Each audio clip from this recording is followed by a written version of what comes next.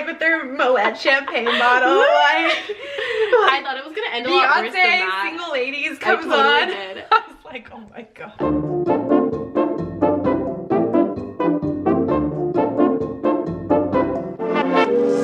Alright, so hey guys, I'm Marissa and this is Margarita. And if you haven't seen our first video we made on how to get a job in bottle service, please.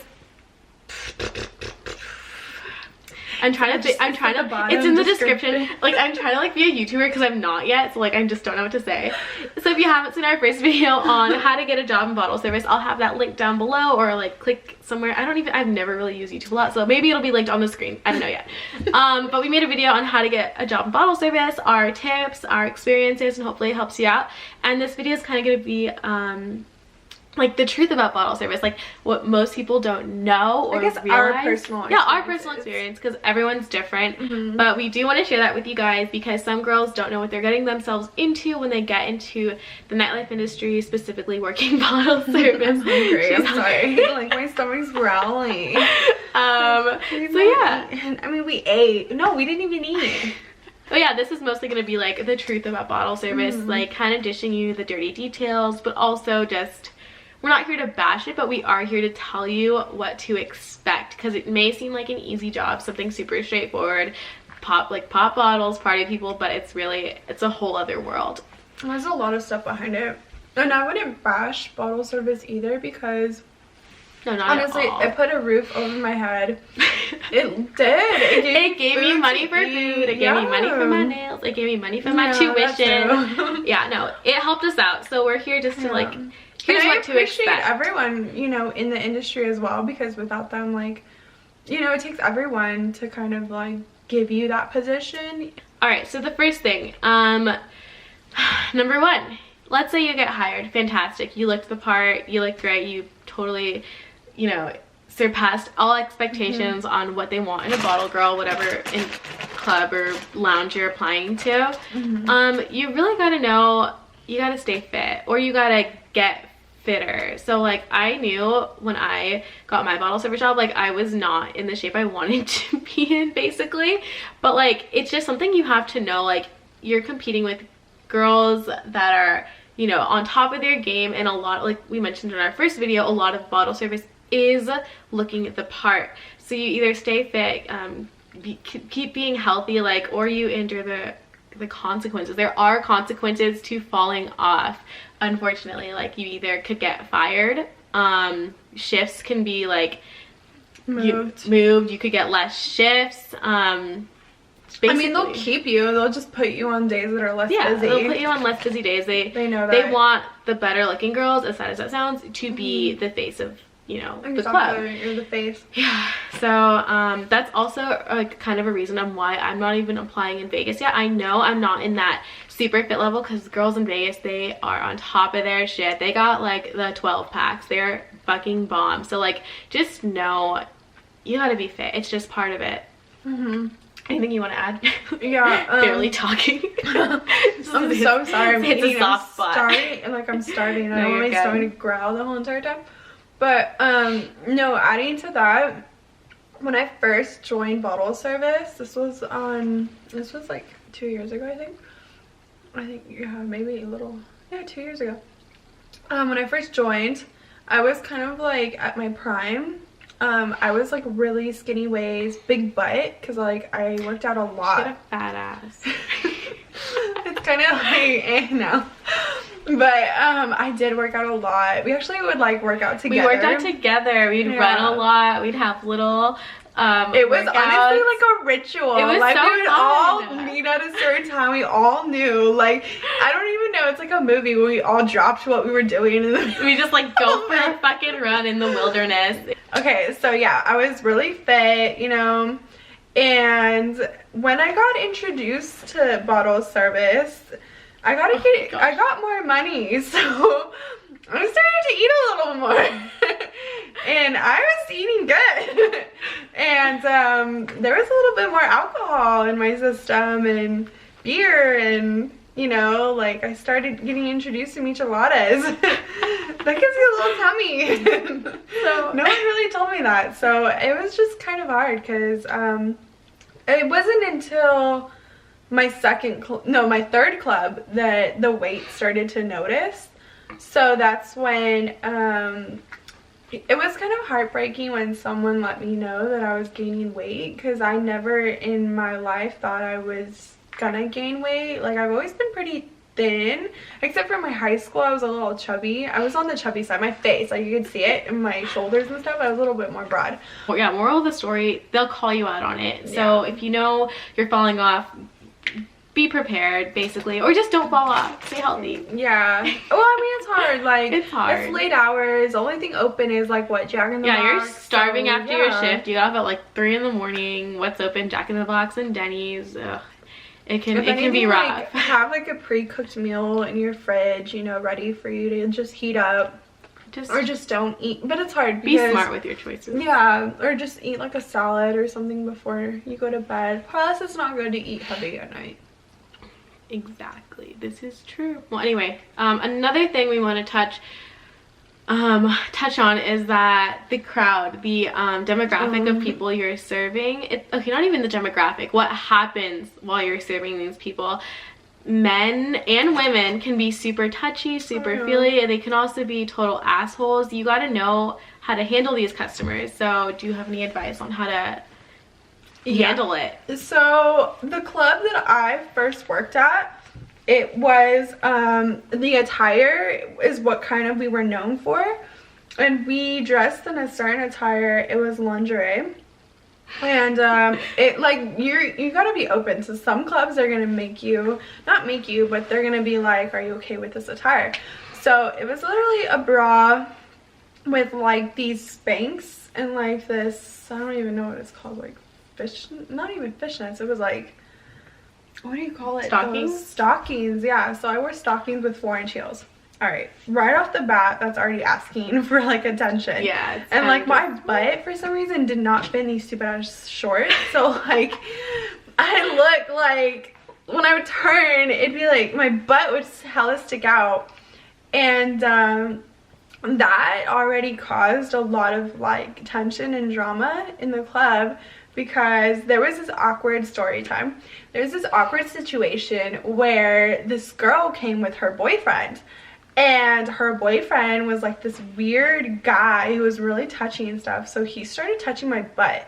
Like, usually we'll call security quick and we'll be like, yo, he needs to get kicked out, because they have a no touching policy. The clubs always say if you ever at all feel uncomfortable, someone touches you, we'll kick him out quick.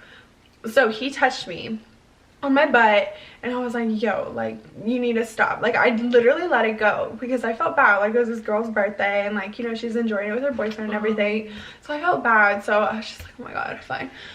Like, I was like ignoring him, and I was like not going by him. I was like avoiding his space. And then we have to stay in these little sections. So I was standing with my hands behind my back, like facing the dance floor, and my section was behind me.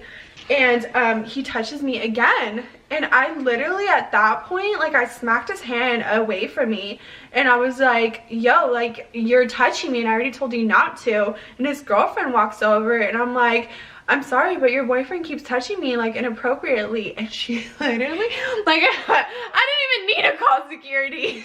Like, she pushed him over, like, he fell on the floor, and she's like yelling at him. Like, security comes, kicks him out, and they go back to partying by themselves. And I'm like, good for them. Yeah, it's like, good for her. And like, I apologize to her. I'm like, I'm so sorry, you did it once, but like, I didn't want to ruin your moment, like, because I know how that feels. But like, you know, like, it was, there's a limit. Yeah, there's a limit. Like, if you at all feel like touched inappropriately, like, just know that that's never okay. It's never okay for you to put up with. It's never okay for someone to do that, especially girls. I don't know what it is about girls. When they get drunk and they're with their boyfriends, they think it's okay to be like grabbing your boobs, like, oh yeah, everything. They think it's okay. And like, you watch them, because they'll like pull on your bra and your boobs will fall out, and like everyone's watching already, you know. So be careful. Be careful, yeah. Don't be afraid to tell security. Yeah, even on the girls. You don't have to deal with that shit. Like, you might think like, oh, I'll get more tips if I let them touch me. No, if you're not, that's not what you're there for. Yeah, and that makes you feel bad on yourself. So that's you don't have to put up with that. Exactly. Thank you, Toosh, for sharing that story. It's very heartwarming. That story was so funny. Okay, so another thing we want to talk about is earning your spot. Now, I want you to let everyone know that there's vets in this industry, so you're not competing with the vets, but you're just making room for yourself in the club that they're already positioned in. So, you know, just know your spot. Don't consider yourself better than everyone, but be confident that you're just as good as them, if that makes sense. Like, what else? I don't know. What do you want to add to that? Well, that, like, you could come in with 500,000, I mean, that's kind of a lot.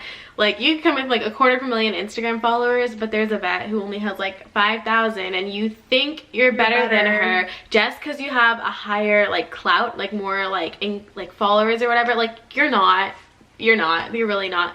So just, you know, work with your coworkers well. Never think you're better than anyone. Be humble. Learn from everyone. Learn from people. I'm telling you, these vets know. They can either help you out, or they can dig you into the ground. They know what's up, you know. Let's talk about tips.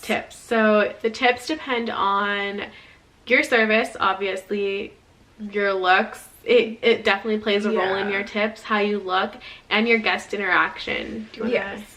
I would say that no math. No math on the spot. No, don't mess with people's money. They're spending a lot of money. You got to know what you're talking about. Learn 20%. Like 20% is the tip percentage that you tip off a bottle. For example, if the bottle's $300, 20% of tip is $60. So do quick math. Know how to do quick math in your head. That's so impressive. Wow. I've heard that like a million times. You have no idea. Know math. Know how to divide tips. Have a system. Write everything down on a piece of paper. I don't care if it takes longer. You won't mess up. Like, no matter how you do your tips, make sure you're correct. Because if they find out that you're messing up your tips, upcharging them, that's a big deal. That's a big problem. And you definitely don't want to, like, not look embarrassed. Yeah, look stupid. Yeah, so no math. Have great service. Make sure all your mixers are always full. Always clean your tables. Clean up any spills. Clean up trash. Lick your bag. The way you present yourself too in front of the public. Don't be like grinding on people. Don't be dancing on people. It looks present trashy. yourself to a way where it's like you're not better than everyone, but be fun. You're up there. You know what I mean? Like you're known. You're in the limelight. People want to know who you are. You're the it girl. Wow, you're the it girl. So this is like kind of one thing we did want to touch on. So this kind of gets into like the dirt, like not the dirty side, the dark side of what bottle service can do to you. This job is kind of acts as a gateway job to other jobs you never would have imagined you'd be doing. This is what we've seen, at least. Like, we've seen girls who start off in bottle service and then they end up becoming like, you know, like strippers or escorts, or just totally like not what you thought they would end up doing. But like the nightlife industry normalizes stuff like this, and like we've definitely like seen it happen like in front of our eyes, have been exposed to it, and we always just want to warn people, like, if that's not the path you want to go to when you're in this industry, don't let it consume you. I just want to say that whatever you are comfortable with, stay within your limits. Stay within your limit, you know, be careful. Don't be so pulled by money. Always remember who you are as a person and what you're okay with. You know, there's respect to all those women out there, but if it's not the path you wanted, it's not the thing you want, just don't fall into it if you don't want that. Just be careful about who you hang out with. Don't trust anyone. Doesn't matter like how nice they may seem or giving they may be, like, it's a job at the end of the day. It's a job. Don't let it be your life. Just like the movie theater or server. It ends at like the end of your shift. The end of your shift is the end of the job, and you gotta take your uniform off, and then that's it. That's the end. Collect your tip. Be respectful. Be classy. Anything else you want to add before we wrap up this video? I think that's about it. I don't know if there's anything else for bottle service. All right. Well, thank you all for listening to this video. We hope it kind of gave you an inside look on the nightlife industry, how bottle service can be. I just want to say that I'm very happy I was in the nightlife industry. Yeah, no regrets. Honestly, I've met a lot of people that I would have never met before, and I've seen a lot of things, and it's giving me an outlook of like things that I would never do or see, you know. Like, I've met awesome people, you know, I've had great friendships from it. I've met I don't know, like, it's grown my social media, which I don't have a social media anymore. I like shut off all my social media. She's on a cleanse right now. Yeah, I have no social media. But yeah. Like, yeah, so it's a great place. All right, bye guys. Missing someone.